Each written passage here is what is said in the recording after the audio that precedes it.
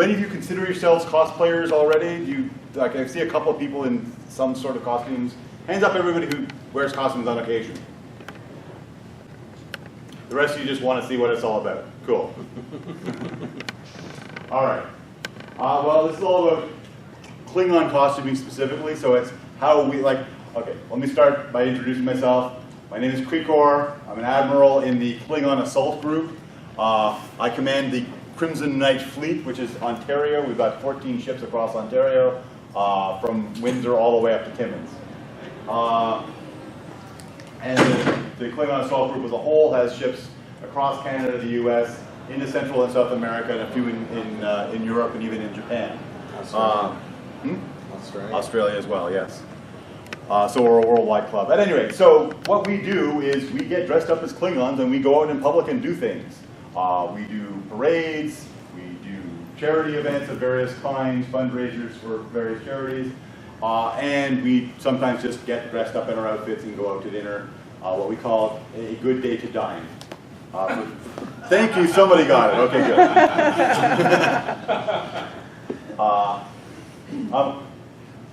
Let me ask one more question. How many of you are fans of Klingons? I'm hoping to see more hands. Okay, good. Practically everybody else. Practically everybody else. Raise their hands. Good. Because if you're not a fan of Klingons, I'm not sure what you're doing in this panel. Oh, nice. Okay, so to talk about what goes into a Klingon uniform, let's use Kalalos here as an example. This is what I would call a pretty much complete Klingon outfit.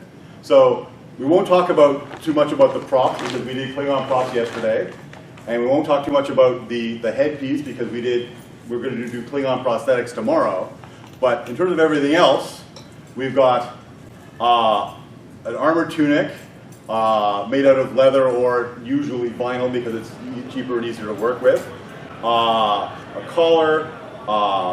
You can set it off with a sash. Like the sash isn't absolutely necessary, but a lot of the Klingons have the sash. We'll talk about the sash.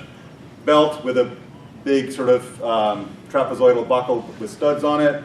Big high boots. Oftentimes the boots have spikes on them. Fur sleeves, wrist guards, little gloves with fingers.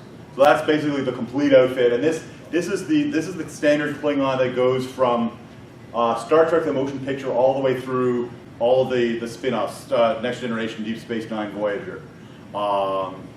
The Klingons in Enterprise were a little bit different, and then the original series Klingons back in the 60s were a little bit different.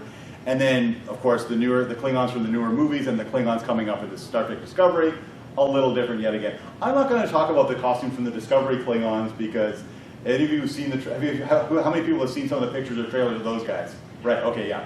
They're very, very elaborate costumes, and I'm really looking forward to seeing in more detail how they look and how they move and how they're used, and maybe try and do something like that, but it's going to be a real challenge to make those Klingon costumes. So we're going to talk mostly about this era of Klingons, which actually spans most of Star Trek. The Klingons didn't change that much for this time. Thanks. Just before we go further, I'm going to pull up a specific example. This costume is the ambassador from Star Trek 4 and 5, I believe it was. So, and again, it's a similar look. So, most Klingons are in the military. They wear the standard sort of gray armor tunic. But there are other Klingons that are ambassadors and merchants and scientists and lawyers and engineers and so on.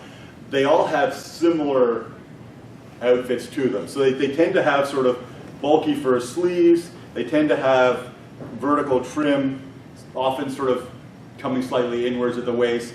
They tend to wear a big wide belt around the middle. Usually either some sort of wrist guard gauntlet or like a cuff that's attached to the sleeve. They often wear boots. This is a costume in progress. Yeah, this is a costume in progress. Well, this actually was a costume that I purchased a while back that someone else had worn and then sold, and it happens to fit TojwI here perfectly, or nearly perfectly. I forgot to put the cape on, but the cape that sort of attaches across the back. You can turn. So yeah, this is the whole outfit. We'll get him into a headpiece eventually, but so far this is a work in progress. So this is a good example of another another approach to the Klingons. You don't necessarily have to do the straight military. You can do a civilian look of various, like this is an ambassador, so he's supposed to look stately, but not necessarily military, but he's still a Klingon. Okay, thanks. All right, so we'll talk about a little bit about some of the various elements of the costume. We'll start with a tunic. In addition to making I make most of the Klingon costumes for the Klingons in this area. Kalalos here made his own, and good job he did of it too. But our local Klingons here in Toronto, a lot of us are part of a sort of a subgroup called the Klingon Justice League, where we've done mashup costumes of Klingons with Superman, Batman, Wonder Woman, and so on. So a lot of the example pieces that I have are from some of those costumes. So the example that I'm going to use for the tunic, this is a tunic from Klingon Aquaman. And basically the only real difference is that it's made out of this gold or brass, whatever.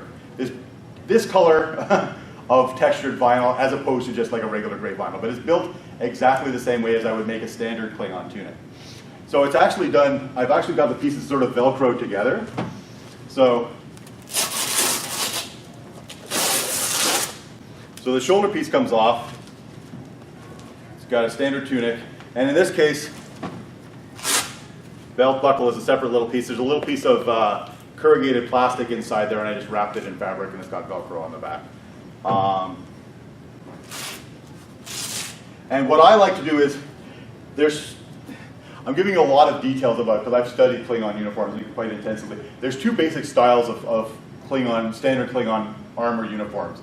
There's the closed-fronted style, where there's the strips go all the way across, which is like this. Or there's an open-fronted style where it's open in the front, and there's like a piece of black fur and a little piece of shiny stuff up in the neck area. So I like to make costumes that convert. So this is the closed-fronted style, but this middle piece pops out. So you can actually wear it both ways. And the shoulder piece is a little bit different for the two, so you'd have to have a separate shoulder piece. The one for the open-fronted style actually has like a tube sort of thing, a little bit like this, around the neck. Actually, can you stand up for just a second? Let's use him as an example. He's sort of got an amalgamation because it's closed in the middle, but the shoulder piece looks a little bit more like the open one. So it's got a tube around the neck, and then the throat area has this sort of like shiny chainmail-y stuff. So if I was going to convert this Aquaman to an open-fronted style, pull out the little middle piece, make a new, all six together. Make a new shoulder piece that was actually open in the front, and then we'd have to have some sort of a collar and a dicky to sort of hide that, to fill in that open section. So it would be a different color, texture, whatever. And then of course the other difference is that the closed-fronted tunic has a little flap that goes all the way across the front. Oops. Open-fronted tunic does not, so it just, hang on. I should have brought up a mannequin, but it's,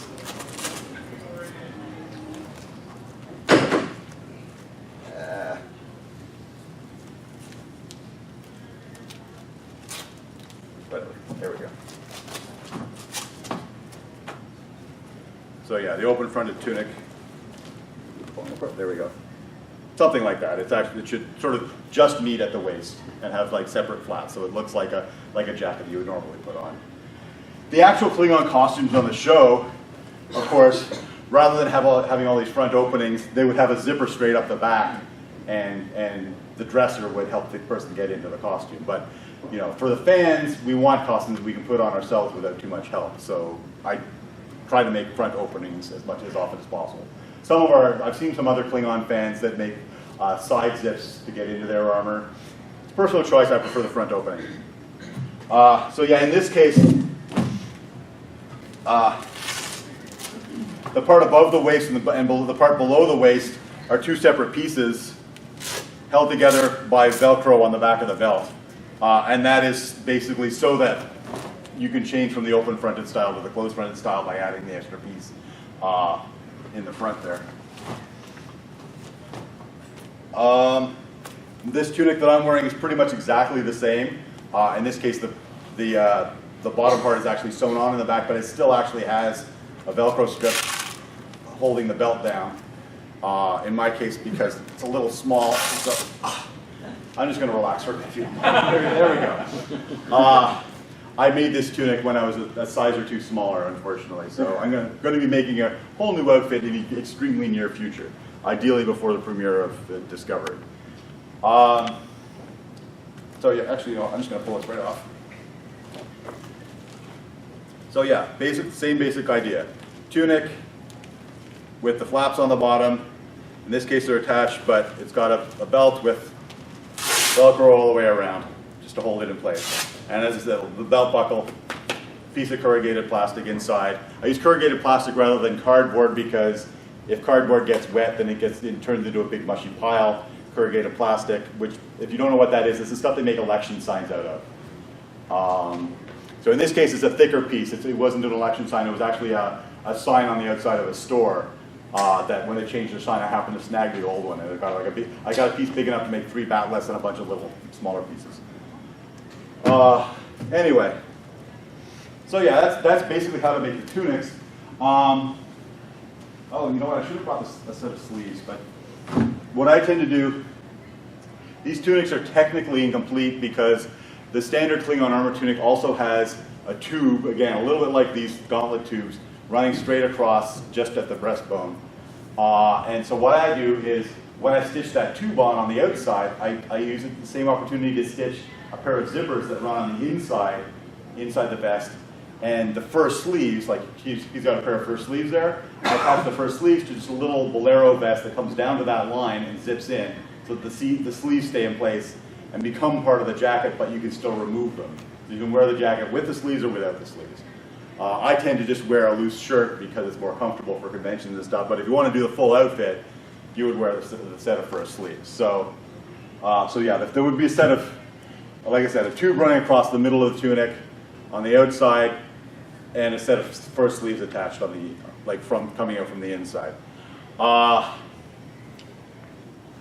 Then you would have around the, depending on whether it's the open front or the closed fronted style, you have a collar. This is a good example of a collar here.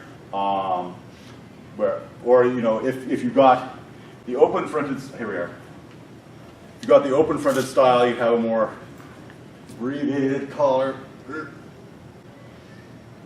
And if you, oh geez, I think I have put on weight even around my neck. Anyway, you get the idea. And if you don't want to actually have skin showing, you would just have a piece of like shiny silvery fabric attached to this that came in, you know, covered the part underneath the opening of the tunic. Klingons tend to wear a lot of insignia and that sort of thing, either on the collar, they've got insignia on the gauntlets, sometimes on the side of the sleeve as well. That sort of falls a little bit more into the area of props, so we won't talk too much about the insignia. But we can talk about gauntlets. I got several pairs of gauntlets here. What I like to do, because we're a fan club, I like to sort of identify, like the standard Klingon gauntlet, just hold your arm up so that people can see, has these sigils on these characters, and there's Klingon writing, and the actual ones it's 4 random Klingon letters. It doesn't actually mean anything. The Klingon lettering has come to be assigned to different sounds, like different Klingon characters each, like the fans have sort of decided what they stand for, but the lettering on the show doesn't actually spell anything. If you ever see Klingon lettering on a view screen or on the uniform or anything, it doesn't actually spell anything. But for the fan club, what I like to do is actually have it so that people can actually read it. So this pair of gauntlets, one of them, it's Klingon style lettering, but it's actually legible English letters. So it's a CKF. So that's Crimson Knight Fleet. That's the fleet that we're in now. The fleet used to be all of Canada, and Ontario was called the Scarlet Shield Quadrant. So this is a set of gauntlets that I made years ago when I was head of the Crimson Knight Fleet Scarlet Shield Quadrant. As another example, these are another set of gauntlets that I made years ago And this one has my name in English letters, more or less. It's spelled with a Q in the middle because I thought it looked more Klingon. And this is the same name, but using Klingon characters. So the way these gauntlets are made, like other people have a slightly different way of approaching the gauntlets. A lot of people actually use some sort of tubing around the edges, glued on. I'm not a big fan of glue, so I like to sew everything that I can. So these gauntlets, it's just several panels. They're all sort of slightly hourglass shaped, so it is narrowest at the actual wrist, and it flares up as it goes up the arm, and it flares down a little bit as it covers over just the edge of like the bottom of the hand. But yeah, the panels are all sewn together, and then I put a lining in them using the same pieces, and I've actually run some top stitching just inside the seams to hold the two halves, the outer side to the lining, and that sort of helps to hold the seams flat, because otherwise vinyl tends, like if you stitch vinyl together, unless you do something to flatten